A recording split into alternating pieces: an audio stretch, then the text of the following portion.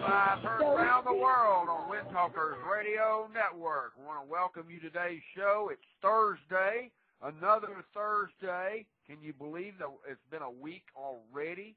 Today is the 9th day of April, 2009.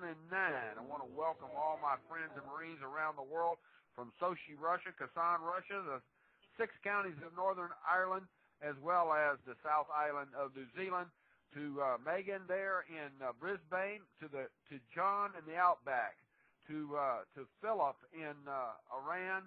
I thank you for chiming in and letting me know that this signal was going into Iran. I almost passed out when your email came in today, that you were listening through the internet and that you were getting great information from our herbalist yesterday. And I want to let you know that we cannot, according to Mary Jones, she cannot ship to you, but she can ship to your wife there in New York, and your wife can make arrangements that way. So with all of that said, we had a great show yesterday. You got some insightful information, and all you Marines out there that have been in the flak zone, so to speak, especially all you Marines from Vietnam era, Mary Jones has definitely got the remedy for your Agent Orange. For those of you that have the depleted uranium infections there from the Middle East, she also has those things for you as a natural homeopath doctor with a doctorate degree. I want you all to know that I really care about Mary Joan and what she's doing up there with her own company. And remember, ladies and gentlemen, any information that you heard yesterday that was presented was not intended to diagnose, treat, or prevent or cure any disease, so you have to seek medical advice. And on the second hour of today's show, I will play the 10-minute section that was not recorded by Blog Talk for those special Marines out there that missed that section. We will bring that up 10 minutes in the second hour.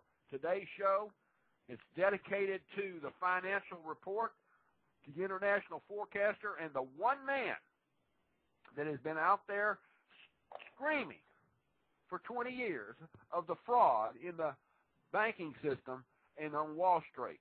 Welcome to the show, Mr. Bob Chapman. Well, thank you again, and I'm very happy to be here.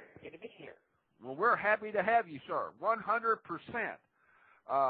I have a few questions for you that's been coming in before the show today. But I wanted you to give your perspective of what you see in the financial industry out there from your side before we start asking any questions. Well, I think that the stock market is going to top out again, where it is around 8,000 or so, and this will be the third or fourth time it's done that. And I think between now and the end of May, it'll probably start working itself downward. I also believe that we'll probably see higher gold and silver prices here shortly as well. And I think there's so much information out there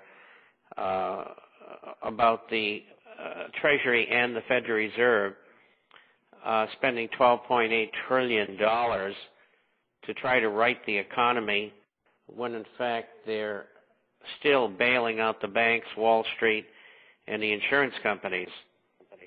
They're now going to have toxic waste, as it's called, bonds, to be purchased by managers for their own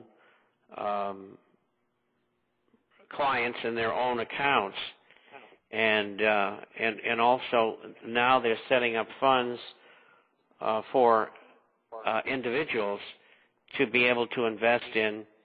And essentially what it amounts to is that the government lends the money to the investment house or the investment manager, and the money can be used by the investors, which includes the brokerage house as well as the investment manager, to do investing in these what are called toxic waste, and they're guaranteed against loss.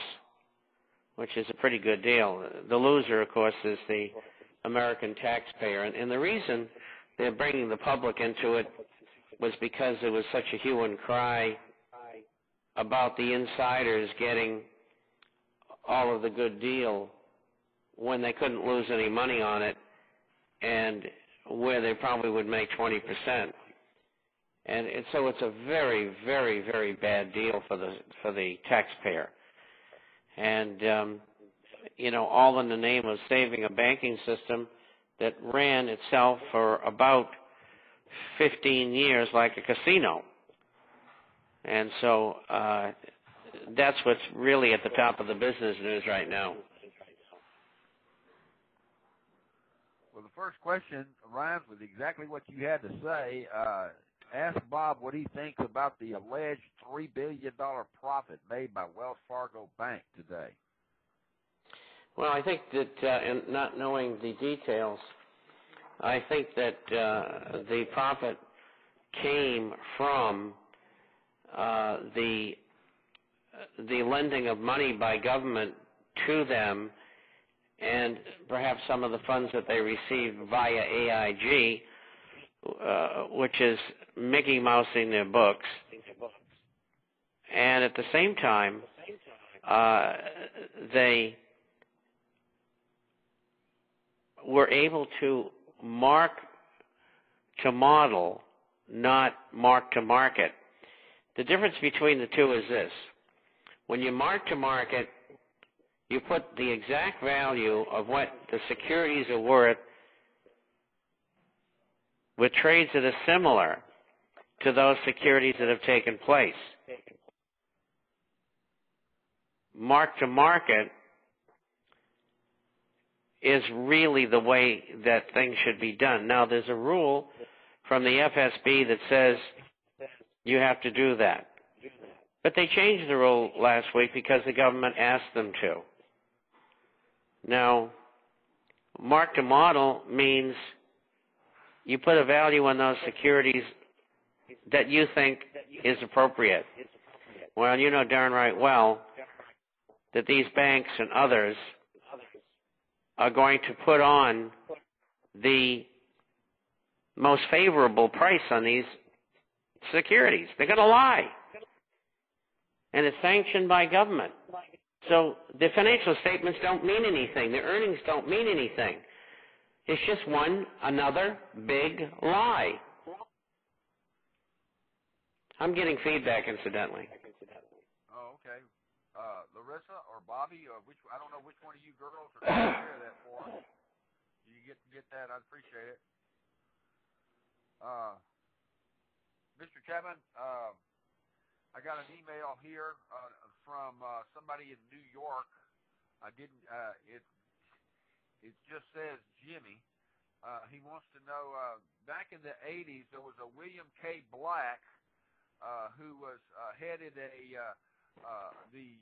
who headed the crackdown on the savings and loan industry crisis of the '80s, and he's coming forth and attempting to do something today. Do you think there will be any success, and how are we going to hold the bankers accountable?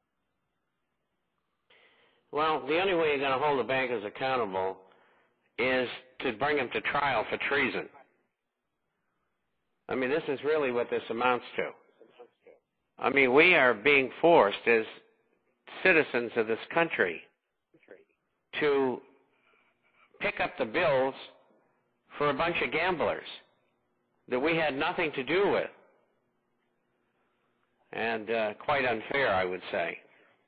But also, it's outside the law. If you notice, there's been no criminal prosecutions, not even civil ones. I mean, the whole thing stinks. What was the first part of the question?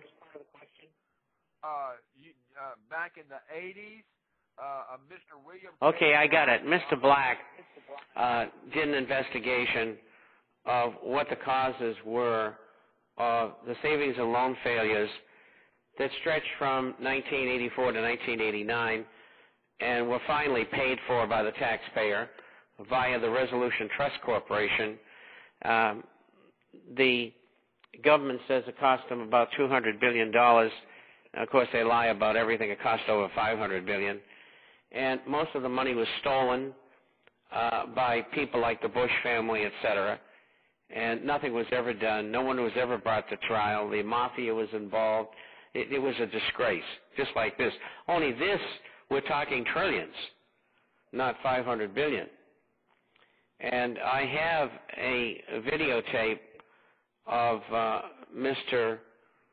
Black's commentary, which will be in Saturday's edition. We will be publishing on Saturday. And for all those of you who are subscribers, you just go to the link and connect, and you'll get his dissertation and his questioning.